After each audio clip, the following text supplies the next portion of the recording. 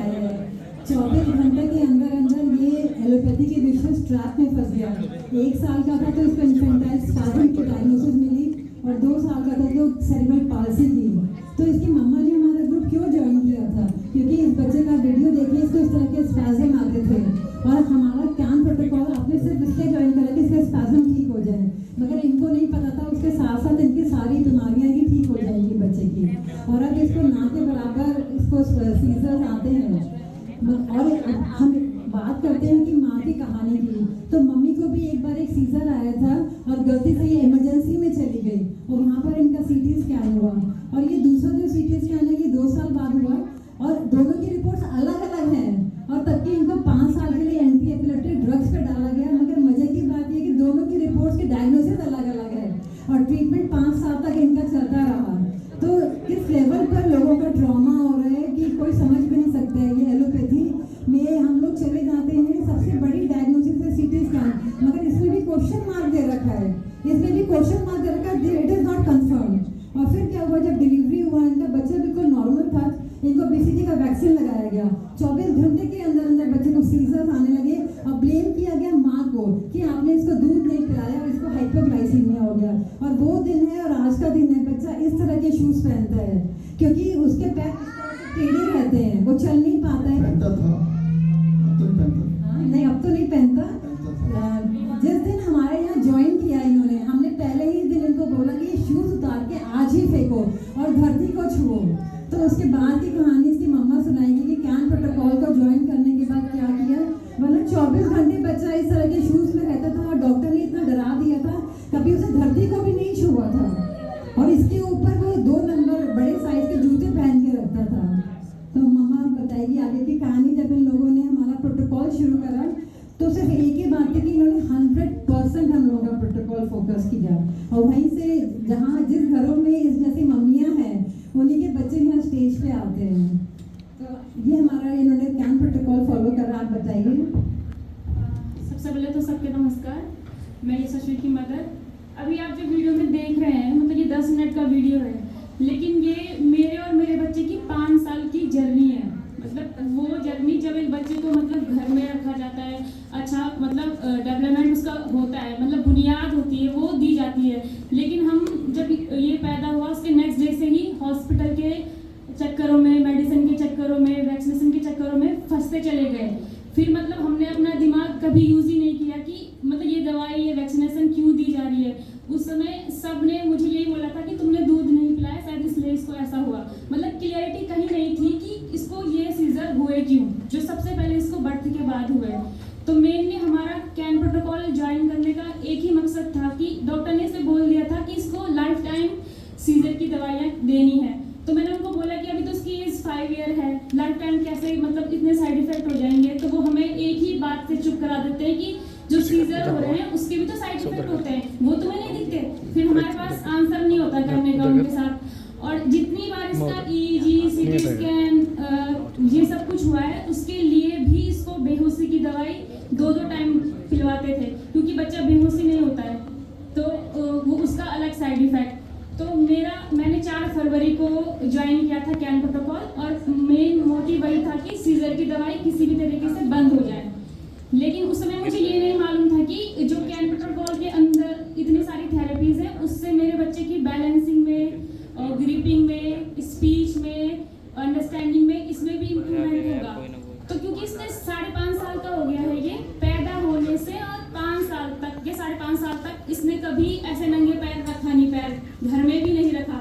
हम छोड़ते ही नहीं थे इसको क्योंकि मैं मतलब फिजिकल का इतना नॉलेज भी नहीं है, हड्डियों का, मसल्स का नॉलेज नहीं है, ब्रेन का तो फिर भी ये है कि बार बार सिखा के हम थोड़ा बहुत करवा लेंगे उसको।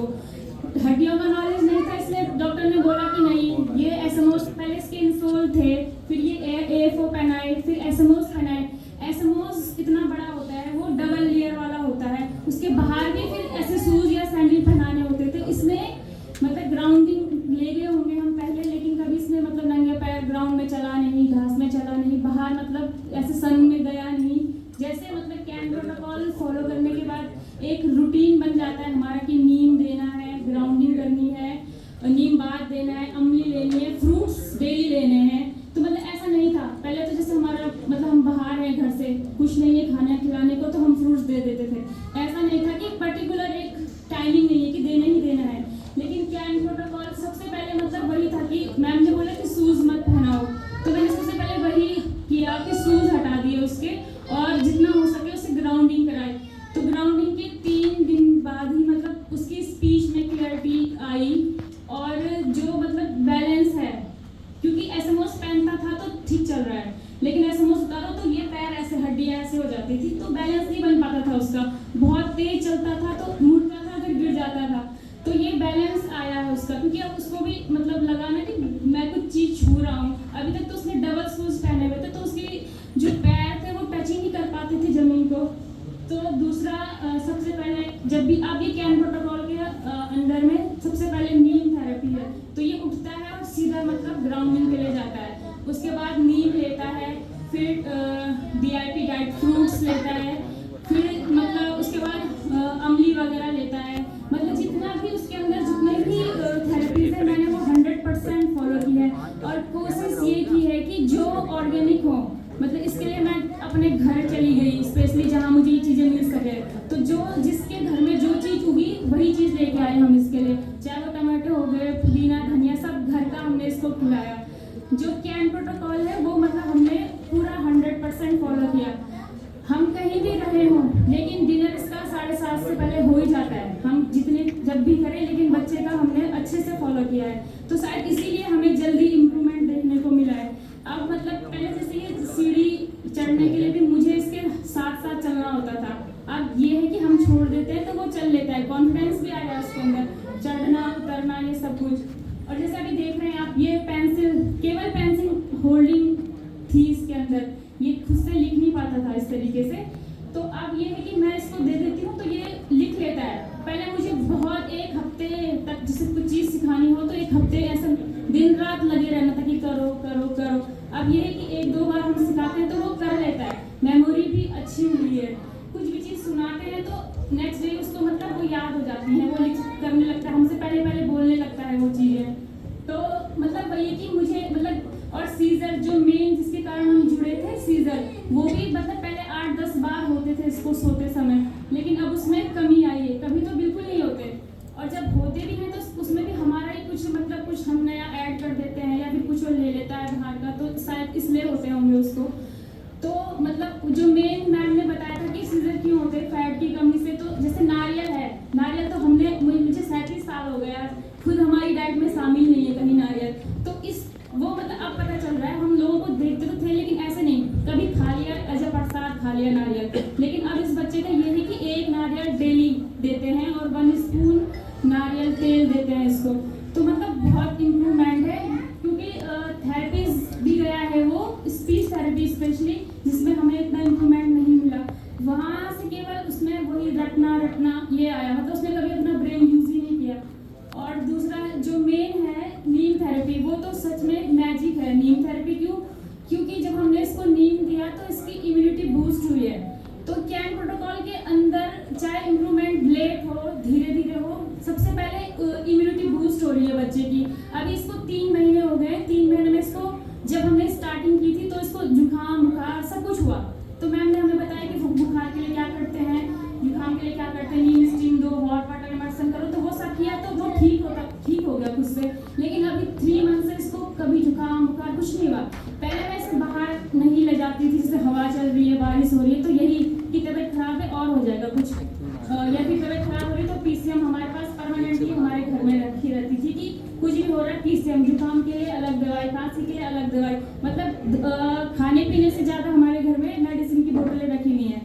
लेकिन अब ये है कि जब से हम इसे नीम खिला रहे हैं 2 टाइम, तो मतलब उसकी इम्यूनिटी बूस्ट हो रही है। इम्यूनिटी बूस्ट हो रही है तो तबीयत खराब नहीं हो रही, तो वो सीख रहा है हर चीज़ जो हम उसको सिखा रहे हैं। तो मतलब मैं ये कहना चाहूँगी कि मतलब जितने भी पेरेंट्स हम अभी तक, मतलब हमने 8-10 लाख, ये केवल थेरेपी है, थेरेपी पे लगा दिए होंगे, और हम अपने शहर से दूसरे शहर में गए इसकी थेरेपीज के लिए, उसका खर्चा तो मतलब बहुत ज़्यादा है। तो मतलब जब हमको ये चीज़ें घर में फ्री में कहीं जाना नहीं है, अपने परिवार के साथ रह के हम सब चीज़ें कर सकते हैं, तो सभी मतलब पेरेंट्स को ये बोलूँगी कि एक बार कैन प्रोटोकॉल के साथ ज़रूर जुड़े। और साथ में मतलब सर का और मैम का बहुत धन्यवाद कि उन्होंने हमें इस चीज़ से इंट्रोड्यूस करवाया बात का है कि मतलब हम 5 साल में हमें ये चीज़ें पता चली, इतनी लेट पता चली, क्योंकि मैं पहले जब 6 मंथ का था, हम गांव में ही रहते थे जॉब में, तो वहाँ सब चीज़ें हमको मिल जाती थी नेचुरली, लेकिन इसको सीजर में फिर हम यहाँ हॉस्पिटल के चक्कर में पड़ गए। तो अब ये होता है कि ये चीज़ें अगर हमें 5 साल पहले या 3 साल पहले पता चल जाती तो अभी तक जितना इसका डिले हुआ है हर चीज़, वो मतलब अभी तक काफ़ी इम्प्रूव हो जाता। तो दूसरा, मैम ने हमें मतलब एक मदर की तरह गाइड किया। मैंने केवल अपने बेटे की लिए किया है, लेकिन मैम ने इतने सारे ग्रुप हैं, इतने सारे माएँ हैं, बच्चे हैं, उन सबकी माँ है। मतलब ऐसा नहीं है कि जैसे किसी को दिक्कत होती है तो हम मैसेज डाल देते हैं तो मैम तुरंत रिप्लाई कर देती हैं। अगर यही रिप्लाई अगर हमें डॉक्टर के पास जाना होता तो 500 रुपये पहले फीस देनी होती है उनकी, उसके बाद वो हमें कुछ बताते हैं, और उसके बाद भी उसमें भी मतलब हम क्वेश्चन नहीं पूछ सकते उनको कि आप ऐसे क्यों कह रहे हो, वो हमें चुप करा देते। तो मतलब ये है कि फ्री में ये चीज़ मिल रही है तो इसको यूज़ करें, और अपना पैसा समय सब बचाना है तो तब भी हमें कैन प्रोटोकॉल के साथ जुड़ना चाहिए। और दूसरी बात, जहाँ थेरेपीज़ है तो थेरेपी से अगर इम्प्रूवमेंट होता बच्चों में तो थेरेपी सेंटर कम होते, रिड्यूस होते। मैंने 3 साल में अपने सामने इतने थेरेपी सेंटर देख दिए कि हर गली मोहल्ले में मतलब एक थेरेपी सेंटर खुला है। हमें भी तो पता नहीं है, पेरेंट्स एक जगह जाते हैं वहाँ से नहीं होता दूसरी जगह, और उनमें मतलब ये नहीं है कि वो हमें सिखाते तो हैं लेकिन पूरा एक साथ नहीं बताते, कि उनको ऑर्डर होते हैं कि नहीं आगे सिखा देंगे तो पेरेंट्स आएंगे नहीं, फिर उनका बिजनेस चलेगा ही नहीं। तो मतलब 500 रुपये एक दिन का 500 रुपये देते हैं, 500-600 रुपये 30 मिनट का केवल। तो मतलब यही है कि इन सब से बचने के लिए तो कैन प्रोटोकॉल को से जुड़ना बहुत ज़रूरी है सभी पेरेंट्स का। और लास्ट में वही thank you sir and thank you ma'am, और thank you all team of BRC sir, thank you. ये बड़ा ही इंस्पिरेशनल स्टोरी आपने देखी और बड़ा ही इमोशनल स्टोरी आपने सुनी, और इससे एक आस जितने सारे पेरेंट्स जिनके बच्चों को सेरेब्रल पाल्सी है उसमें उनमें आ जाना चाहिए कि बच्चे की जो भी परिस्थिति अभी है उससे बच्चा ठीक हो सकता है, घर बैठे ठीक हो सकता है, मुफ्त में ठीक हो सकता है। और अभी तक पिछले 1 साल में करीब 6000 बच्चे हैं और न्यूरो डेवलपमेंट डिसऑर्डर जिनको हमने ठीक किया है, लेकिन हमारे देश में करीब 3 से 4 करोड़ 5 करोड़ ऐसे बच्चे हैं। तो ऐसे सारे बच्चों को ठीक करना हम 2 या हमारी छोटी सी टीम से पॉसिबल नहीं है। तो इस लाइव के थ्रू मैं आप सबको ये बोलना चाहूँगा कि आप भी हमारी तरह कैन एक्सपर्ट बन सकते हैं। उसके लिए हमारा सर्टिफिकेशन कोर्स है, certification in autism and ADHD reversal 1 month online training. यहाँ पे विश्व.com/academy में जाके आप फॉर्म भरेंगे तो इस कोर्स का हिस्सा बन जाएंगे, और इस कोर्स को करने के बाद जो बातें हम पेरेंट्स को बता रहे हैं वही बातें आप पेरेंट्स को सिखा सकते हैं। और हर शहर में मुझे लगता है कि इस तरह के